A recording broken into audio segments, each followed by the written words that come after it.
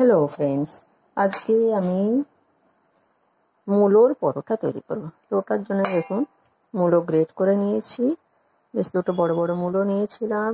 তো এতে প্রথমেই আমি দিয়ে দিচ্ছি একটুখানি হলুদ গুঁড়ো, তারপরে এতে পরিমাণ মতো,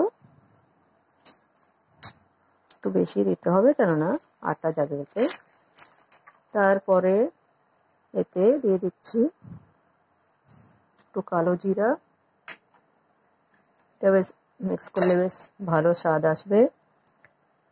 এবারে এর সাথে দিয়ে দিচ্ছি আমি 1 বাটি মতো আটা নিয়েছি,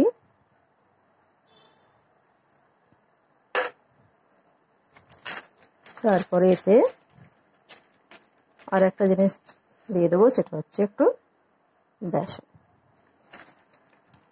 বেসন বেশি লাগবে না, কিন্তু একটু দিলে কি হয়, একটু ভালো স্বাদ আছে।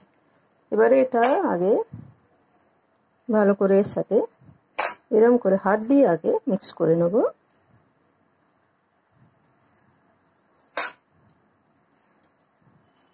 হাত দিয়ে মিক্স করে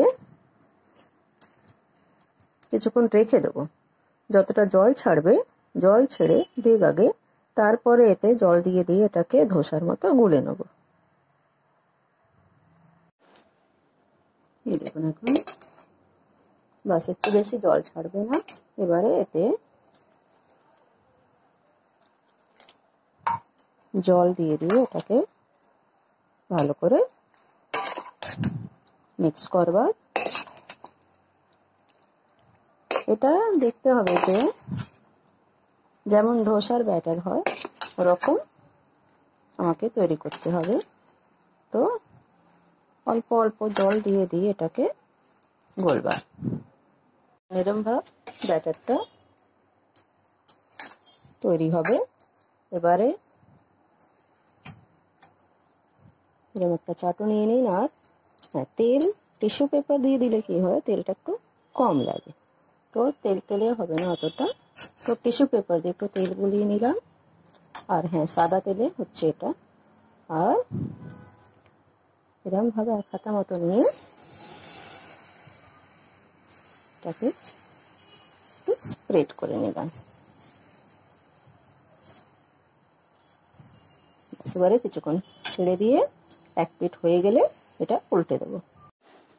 দেখুন, এবারে একটা পিঠ হয়ে যাচ্ছে, এটাকে পাল্টে দিলাম। এই পিঠটাও এরকম ভাব গোল্ডেন কালারে ফ্রাই হলে হয়ে যাবে এটা। এবারে দেখি, এবার উল্টো পিঠটাও